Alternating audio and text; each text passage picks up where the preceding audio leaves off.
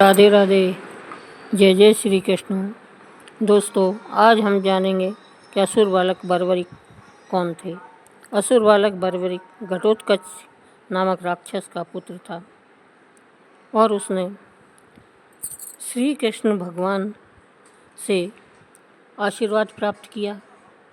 श्री कृष्ण भगवान ने युद्ध में, महाभारत युद्ध में उनका शीश मांगा तो उन्हें सहर्ष अपना शीश काटकर श्री कृष्ण को, भगवान को दे दिया। उसके बदले में भगवान श्री कृष्ण ने उनको वर दिया और उनको अमर करके, उनके शीश को अमर करके और अपना नाम दिया, जिससे वे खाटू गांव में कृष्ण भगवान का नाम पाकर खाटू नाम से विख्यात हुए और सभी की मनोकामना पूरी करने लगे। दोस्तों, महावीर पांडुनंदन भीमसेन ने हिडिम्ना राक्षसी से विवाह किया था। उससे घटोत्कच नामक अतुल पराक्रमी पुत्र उनके हुआ था। घटोत्कच ने भगवान श्री कृष्ण के आदेश से भौमासुर के नगरपाल मुर दानव की परम सुंदरी कन्या कामकंटक कटाक्ष से विवाह किया। घटोत्कच को मुर कन्या से बर्बरिक नामक पुत्र की प्राप्ति हुई। राक्षसियाँ गर्भ धारण करते ही पुत्र प्रसव करती है और उनके बालक जन्मते ही युवक और बलवान हो जाते हैं। बालक बर्बरिक जन्म से ही विनयी, धर्मात्मा एवं वीर था। उसे साथ लेकर घटोत्कच द्वारका गया और वहाँ उसने भगवान श्री कृष्ण के चरणों में पुत्र के साथ प्रणाम किया। हाथ जोड़कर बर्बरिक ने भगवान से प्रार्थना की, आदिदेव माधव, मैं मन, बुद्धि और चित्त की एकाग्रता से आपको प्रणाम करता हूँ। हे पुरुषोत्तम, संसार में जीव का कल्याण किस प्रकार होता है। कोई धर्म को कल्याणकारी बतलाते हैं, कोई दान को, कोई तप को, कोई धन को, कोई भोगों को तथा कोई मोक्ष को। प्रभु, इन सैकड़ों श्रेयों में से एक निश्चित श्रेय जो मेरे कुल के लिए हो, उसको आप मुझे उपदेश करें। भगवान ने कहा, बेटा, जो जिस कुल में एवं वर्ण में उत्पन्न हुआ है, उसके कल्याण का साधन उसी के अनुरूप होता है।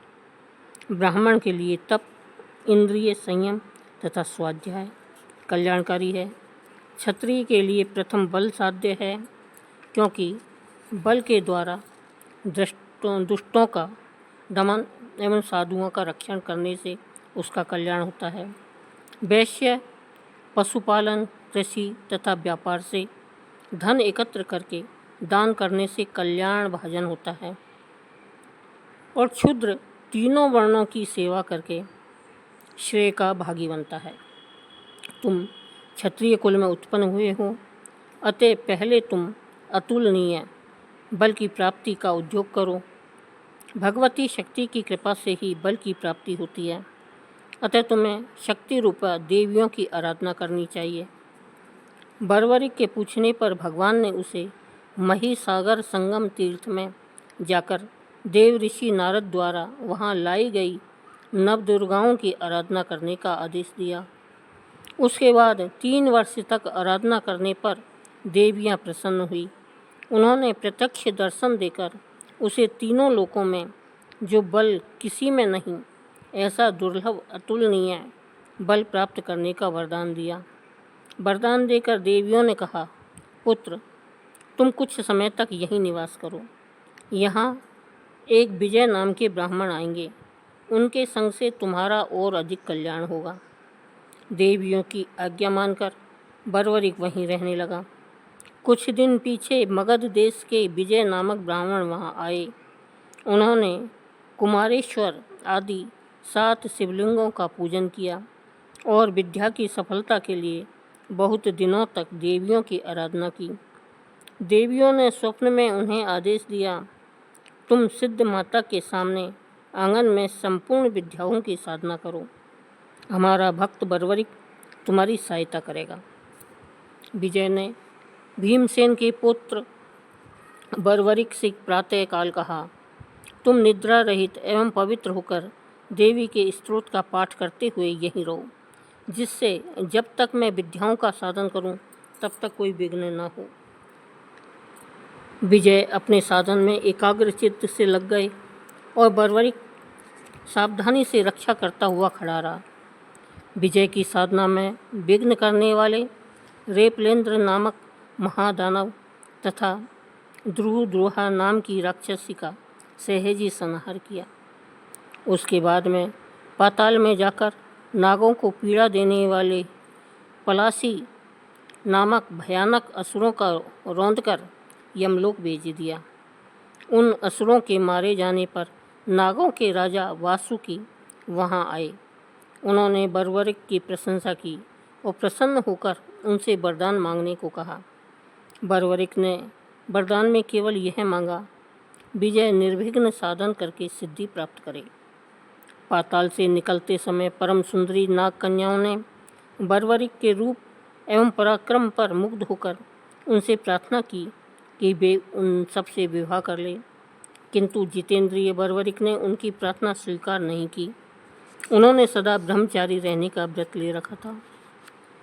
जब वे पाताल से बर्बरिक लौटे तब विजय ने उनको हृदय से लगा लिया। उन सिद्ध पुरुष ने कहा, वीरेंद्र, मैंने तुम्हारी कृपा से ही सिद्धि प्राप्त की है। मेरे हवन कुंड में सिंदूर के रंग की परम पवित्र भस्म है, उसे तुम हाथ में रख कर ले लो। युद्ध भूमि में इसे छोड़ देने पर साक्षात मृत्यु भी शत्रु बनकर आ जाए तो भी उसे मरना पड़ेगा। इस प्रकार तुम शत्रुओं पर सरलता से विजय प्राप्त कर सकोगे। बर्बरिक ने कहा, उत्तम पुरुष वही है जो निष्काम भाव से किसी का उपकार करता है। जो किसी वस्तु की इच्छा रखकर उसका उपकार करता है, उसकी सज्जनता में भला क्या गुण है। यह भस्म आप किसी दूसरे को दे दें, मैं तो आपको सफल एवं प्रसन्न देखकर ही प्रसन्न हूँ। विजय को देवताओं ने सिद्ध्यर्ष प्रदान किया।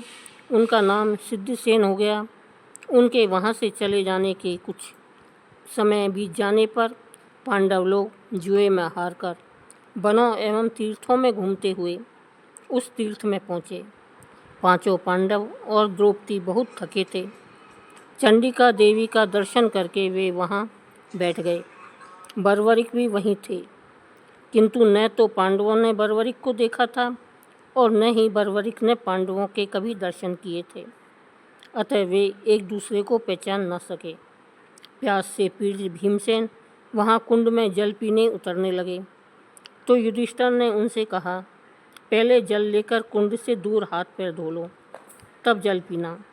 लेकिन भीमसेन प्यास से व्याकुल हो रहे थे। युधिष्ठिर की बात बिना सुने ही वे जल में उतर गए और वहीं हाथ पैर धोने लगे। उन्हें ऐसा करते देखकर बर्बरिक ने डांट कर कहा, तुम देवी के कुंड में हाथ पैर धोकर उसे दूषित कर रहे हो। मैं सदा इसी जल से देवी को स्नान कराता हूँ। जब तुम में इतना भी विचार नहीं, तब फिर व्यर्थ ही क्यों तीर्थों में घूमते हो। भीमसेन ने भी गरज करके बर्बरिक को डांटा और कहा, जल स्नान के लिए है, तीर्थ में स्नान करने की आज्ञा है आदि कहकर अपने कार्य का समर्थन किया। बर्बरिक ने बताया, जिनके जल बहते हैं ऐसे तीर्थों में ही भीतर जाकर स्नान करने की विधि है। कूप, सरोवर आदि से जल लेकर बाहर स्नान करना चाहिए, ऐसा शास्त्र का विधान है। जहाँ से भक्तजन देवताओं को स्नान कराने का जल न लेते हैं और जो सरोवर देव स्थान से 100 हाथ से अधिक दूर हो, वहाँ पहले बाहर दोनों हाथ पैर धोकर तब जल में स्नान किया जाता है। जो जल में मल, मूत्र, विष्ठा, कफ, थूक और कुल्ला छोड़ते हैं, वे ब्रह्म हत्या के समान हैं। जिसके हाथ पैर, मन, इंद्रियां अपने बस में हो, जो संयमी हो, वही तीर्थ का फल पाता है। मनुष्य पुण्य कर्म के द्वारा 2 घड़ी भी जीवित रहे तो उत्तम है। परलोक विरोधी पाप कर्म करके कल्प पर्यंत की आयु भी मिलती हो तो उसे स्वीकार न करें। इसलिए तुम झटपट बाहर आ जाओ। बर्बरिक की शास्त्र सम्मत बात पर जब भीमसेन ने ध्यान नहीं दिया, तब बर्बरिक ने ईंट के टुकड़े भीमसेन के मस्तक पर लक्ष्य बनाकर मारने प्रारंभ किए। आघात को बचाकर भीम बाहर निकल आए और बर्बरिक से भिड़ गए। दोनों ही महाबली थे, अतः दोनों जमकर मल्ल युद्ध करने लगे। 2 घड़ी में भीमसेन दुर्बल पड़ने लगे। बर्बरिक उन्हें सिर से ऊपर उठाकर समुद्र में फेंकने के लिए चल पड़ा। समुद्र के किनारे पहुंचने पर आकाश में स्थित होकर भगवान शंकर ने कहा, राक्षस श्रेष्ठ, इन्हें छोड़ दो। ये भरत कुल के रत्न तुम्हारे पितामह पांडुनंदन भीमसेन है। ये तुम्हारे द्वारा सम्मानित होने योग्य है। बर्बरिक ने जो यह बात सुनी तो वह भीमसेन को छोड़कर उनके चरणों पर गिर पड़ा। वह अपने को धिक्कारने लगा, फूट फूट कर रोने और क्षमा मांगने लगा। उसे अत्यंत व्याकुल होते देख भीमसेन ने छाती से लगा लिया। उसे समझाया, बेटा, तुम्हारा कोई दोष नहीं है, भूल हमसे ही हो रही थी। कुमार्ग पर चलने वाला कोई भी हो, क्षत्रियों को उसे दंड देना ही चाहिए। मैं बहुत प्रसन्न हूँ। मेरे पूर्वज धन्य हैं कि जिनके कुल में तुम्हारे जैसा धर्मात्मा पुत्र उत्पन्न हुआ है। तुम सत्पुरुषों द्वारा प्रशंसनीय हो, तुम्हें शोक नहीं करना चाहिए। बर्बरिक का इससे शोक नहीं मिटा। वह कहने लगा, पितामह, मैं प्रशंसा के योग्य नहीं हूँ, सब पापों का प्रायश्चित हूँ, परंतु जो पिता माता का भक्त नहीं, उसका उद्धार नहीं होता। जिस शरीर से मैंने अपने पूज्य पितामह का अपराध किया है, उसे आज महिसागर संगम में त्याग दूंगा, जिससे दूसरे जन्म में मुझे ऐसा अपराध न हो। मैं समुद्र के किनारे पहुंचा और कूदने को उद्यत हो गया। उस समय वहां सिद्धांबिका तथा चारों दिशाओं की देवियां भगवान रुद्र के साथ आई। उन्होंने बर्बरिक को आत्महत्या करने से समझा कर रोका। उनके रोकने पर उदास मन से वह लौट आया। पांडवों को उसके पराक्रम को देखकर बड़ा आश्चर्य एवं प्रसन्नता हुई। बर्बरिक का उन्होंने सम्मान किया। जब पांडवों के वनवास की अवधि समाप्त हो गई और दुरात्मा दुर्योधन ने उनका राज्य लौटाना स्वीकार नहीं किया, तब कुरुक्षेत्र के मैदान में महाभारत युद्ध की तैयारी होने लगी। युद्ध के प्रारंभ में महाराज युधिष्ठिर ने अर्जुन से अपने पक्ष के महारथियों की शक्ति के विषय में प्रश्न किया। अर्जुन ने सबके पराक्रम की प्रशंसा करके अंत में बताया कि मैं अकेला ही कौरव सेना को एक दिन में नष्ट करने में समर्थ हूँ। इस बात को सुनकर बर्बरिक से नहीं रहा गया। उसने कहा, मेरे पास ऐसे दिव्य अस्त्र शस्त्र एवं पदार्थ हैं कि मैं एक मुहूर्त में ही सारी कौरव सेना को यमलोक भेज सकता हूँ।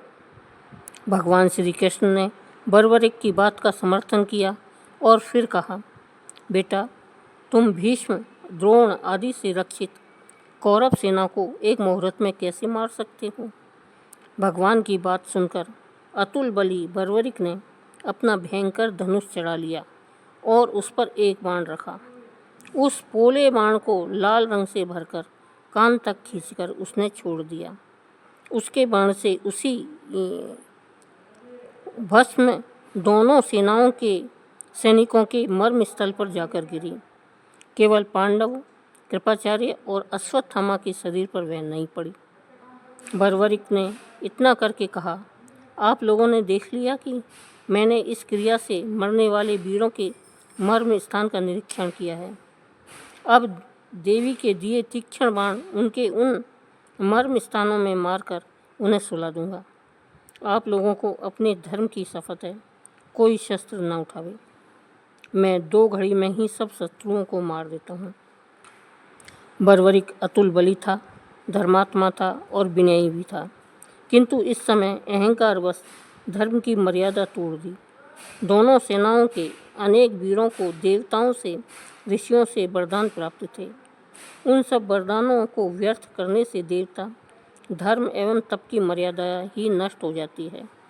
धर्म की मर्यादा के लिए ही अवतार धारण करने वाले भगवान श्री कृष्ण ने बर्बरीक की यह बात सुनकर अपने चक्र से उसका सिर काट दिया। बर्बरीक के मरने पर सब लोग भौचक्के रह गए। पांडव शोक में डूब गए। घटोत्कच मूर्छित होकर गिर पड़ा। उसी समय वहाँ 14 देवियाँ आई। उन्होंने घटोत्कच तथा पांडवों को बताया कि बर्बरीक पूर्व जन्म में सूर्यवर्चा नामक यक्ष था। देवता ब्रह्मादि के साथ जब पृथ्वी का भार उतारने के लिए मेरु पर्वत पर भगवान नारायण की स्तुति कर रहे थे, तब अहंकारवश उस यक्ष ने कहा, पृथ्वी का भार तो मैं ही दूर कर दूंगा। उसके गर्व के कारण रुष्ट होकर ब्रह्मा जी ने शाप दे दिया कि भूमि का भार दूर करते समय भगवान उसका वध करेंगे। ब्रह्मा जी के उस शाप को सत्य करने के लिए ही भगवान श्री कृष्णचंद्र ने बर्बरीक को मारा है। भगवान के आदेश से देवियों ने बर्बरीक के सिर को अमृत से सींचकर राहु के सिर के समान अजर अमर बना दिया। उस सिर ने युद्ध देखने की इच्छा प्रकट की, इसलिए भगवान ने उसे एक पर्वत पर स्थापित कर दिया और जगत में पूजित होने का वरदान दिया। महाभारत युद्ध के अंत में धर्मराज युधिष्ठिर भगवान के बार बार कृतज्ञ हो रहे थे कि उन वासुदेव के अनुग्रह से ही हमें विजय प्राप्त हुई है। भीमसेन ने सोचा कि धृतराष्ट्र के पुत्रों को तो मैंने मारा है, फिर श्री कृष्ण की इतनी प्रशंसा धर्मराज क्यों कर रहे हैं। भीमसेन ने जब यह बात कही तब अर्जुन ने उन्हें समझाना चाहा, मेरे आपके द्वारा यह भीष्म, द्रोण आदि त्रिलोक विजयी शूर नहीं मारे गए। हम लोग तो निमित्त मात्र हैं। युद्ध में विजय तो किसी अज्ञात पुरुष के द्वारा हुई है, जिसे मैं सदा अपने आगे आगे चलता देखता था। भीमसेन अर्जुन की बात सुनकर हंस पड़े। उन्हें लगा कि अर्जुन को भ्रम हो गया है। ठीक निर्णय कराने के लिए वे अर्जुन और श्री कृष्ण के साथ पर्वत पर गए और बर्बरीक के सिर से पूछा, बेटा, तुमने पूरा युद्ध देखा है, बताओ कि युद्ध में कौरवों को किसने मारा है। बर्बरीक ने कहा, मैंने तो शत्रुओं के साथ केवल एक पुरुष को युद्ध करते देखा है। उसके बाईं ओर 5 मुख थे और 10 हाथ थे, जिनमें त्रिशूल आदि वह धारण किए था। दाहिनी ओर 1 मुख और 4 भुजाएं थीं, जिनमें चक्र आदि अस्त्र शस्त्र थे।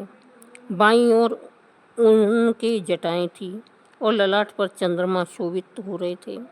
अंग में भस्म लगी थी। दाहिनी ओर मस्तक पर मुकुट झलमला रहा था। अंगों में चंदन लगा था और कंठ में कौस्तुभ मणि शोभा दे रहा था। उस पुरुष को छोड़कर कौरव सेना का नाश करने वाले दूसरे किसी पुरुष को मैंने नहीं देखा। बर्बरीक के ऐसा कहने पर आकाश से पुष्पों की वर्षा होने लगी। भीमसेन लज्जित होकर भगवान से क्षमा मांगने लगे। भगवान तो क्षमा के समुद्र है। उन्होंने हंसकर भीमसेन को गले लगा लिया। भगवान ने बर्बरीक के सिर के पास जाकर कहा, तुमको इस क्षेत्र का त्याग नहीं करना चाहिए। बोलो श्री कृष्ण भगवान की जय। दोस्तों, कथा पसंद आई हो और चैनल पर नए हैं तो चैनल को सब्सक्राइब करें, लाइक करें। धन्यवाद।